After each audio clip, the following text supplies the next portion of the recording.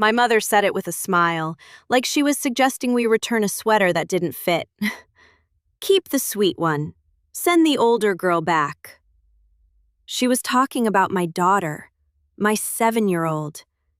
And nobody at that table said a word. If you enjoy stories like this, hit subscribe, because what I did next ended 29 years of pretending my mother was a good woman. My name is Elena. I'm 36, and 4 years ago, my husband Marcus and I adopted 2 sisters from foster care, Ivy, who was 5, and Grace, who was 3. They'd been separated from their birth parents after years of neglect, and the caseworker told us Ivy had spent so long protecting her little sister that she barely remembered how to be a child herself. She was watchful, careful. She flinched at raised voices and double-checked that Grace had eaten before she'd touch her own plate. Grace, meanwhile, adjusted almost instantly. Sunny, affectionate, quick to laugh. 2 sisters, 2 different scars, and I loved them both the exact same amount from the first afternoon I met them. My sister Bethany was the one who showed up for all of it. She drove 4 hours for the adoption hearing, cried louder than I did, and started calling herself Auntie B before the ink on the paperwork dried. She adored both girls without hesitation. My mother, Carol, was different. Warm on video calls, generous with gifts at Christmas, the kind of grandmother who looked perfect in photos. Bethany warned me early. "Mom's only posting about this for the compliments," she said after one particularly showy Facebook post about opening her heart to my granddaughters. I told her she was being cynical. That was my first mistake. For the first year, things were fine. Better than fine. My mother visited twice, brought matching dresses for both girls, told everyone at church about her beautiful new granddaughters. It felt like the honeymoon phase of a new relationship, except this was supposed to be unconditional. I should have known unconditional and my mother had never belonged in the same sentence. The shift was slow. It started with comments disguised as observations. "Ivy's so serious, isn't she? Grace is just so much easier." Then it became preferences she didn't bother hiding. A wrapped gift for Grace at Easter, nothing for Ivy. I ran out of time. Then it became worse.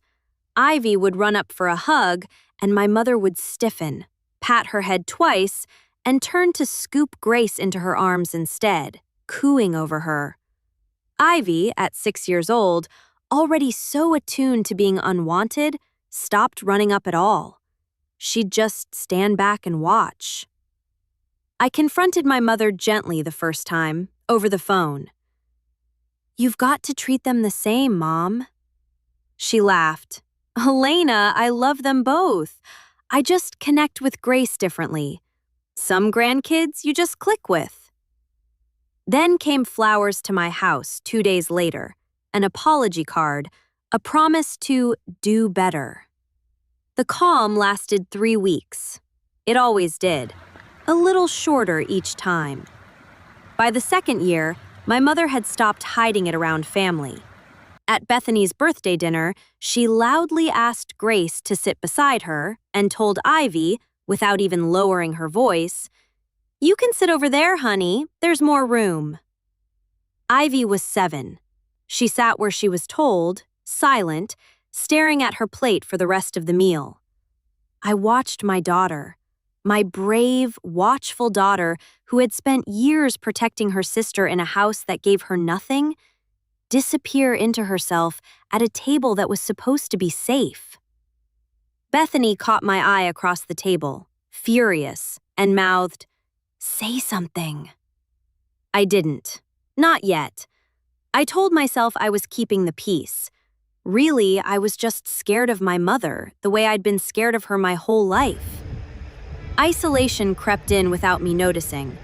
My mother stopped inviting all 4 of us to things and started inviting just the girls, meaning just Grace, phrased vaguely enough that I couldn't call it out directly. Extended family started mirroring her. An aunt who'd ask about Grace's soccer season and never mention Ivy's art competition. A cousin who'd post photos tagging the grandkids that only ever showed one child. Bethany was the only person who never stopped asking about Ivy specifically, who never stopped sending her books and stickers and handwritten notes that said things like, "I see you, kiddo. You're so brave." She became the one steady thing in Ivy's world outside our home. The first major incident happened at Thanksgiving, 3 years after the adoption. My mother, 2 glasses of wine in, looked across the table at Ivy, struggling to fit a slice of turkey onto her overloaded plate, and said, loud enough for the whole table to hear, "Careful, we don't want you turning out like your birth mother." The table went silent. Ivy's hands froze. She was 8 years old. I stood up so fast, my chair scraped the floor. Before I could speak, my mother waved a hand. "Oh, relax, it was a joke." Marcus took Ivy to the kitchen to calm her down, while I stood there shaking, torn between fury and decades of conditioning that told me not to make a scene. My mother apologized 2 days later with a bouquet of white lilies and a card that said, "I love all my grandbabies equally. You know that." The calm lasted 11 days. The ticking clock arrived that spring. My mother was planning her 65th birthday party. A big one. Extended family flying in from 3 states, a rented hall, professional photos. She called to finalize details and mentioned, almost casually, that she wanted just a few special photos with Grace for the invitations, since Grace photographed better for the announcement. I felt something in me go cold and still. This wasn't a slip anymore. This was a plan, out loud, 2 weeks before an event our entire family would attend.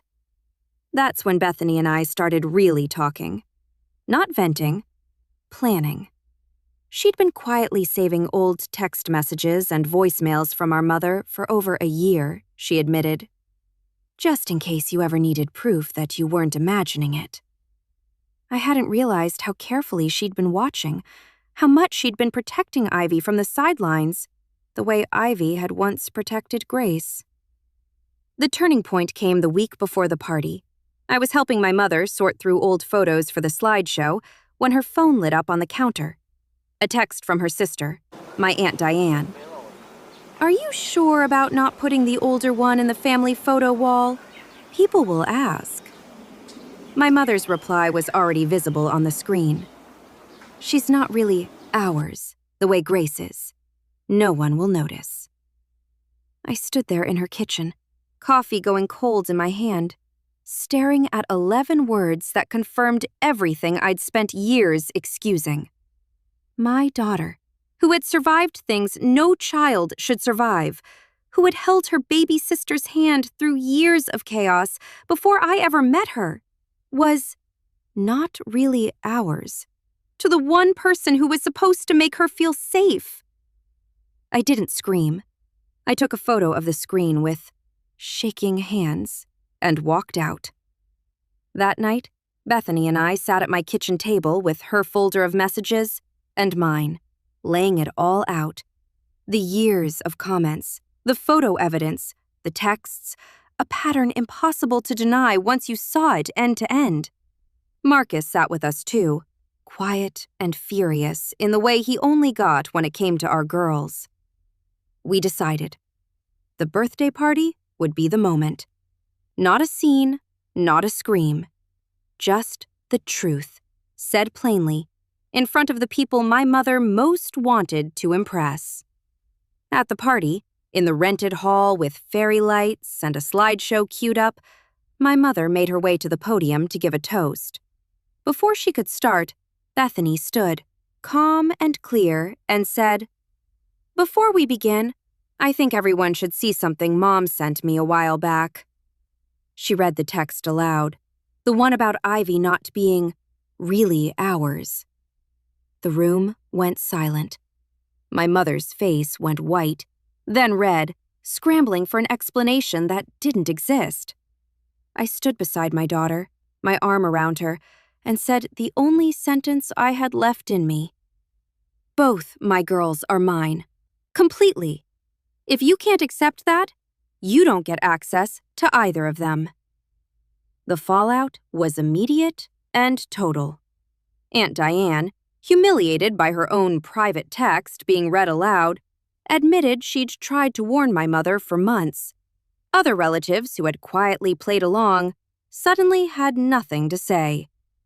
My mother tried calling the next day, then the next week, then monthly for a while, always with the same script. I love all my grandchildren.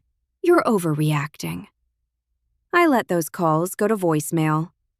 8 months later, she finally sent an email that came closer to real accountability, admitting she'd struggled to bond and that it was unfair to Ivy. The first honest sentence she'd offered in 4 years. It wasn't enough to undo the damage, but it was a start, and I decided a start was worth watching carefully, from a safe distance. Ivy is 11 now. She still checks in on Grace at every meal out of habit, but these days it's affection, not survival instinct. She calls Bethany every Sunday. She calls my mother maybe twice a year, on her own terms. And I never push either way. Grace, for her part, adores her big sister fiercely and has no idea how close she came to being taught that love comes with conditions. As for me, I finally understand something it took 36 years to learn. You can love someone your whole life and still have to walk away from the version of them that refuses to love your children right. I chose my daughters, both of them, completely. And I'd choose them again in front of every relative in that rented hall without hesitating for a second.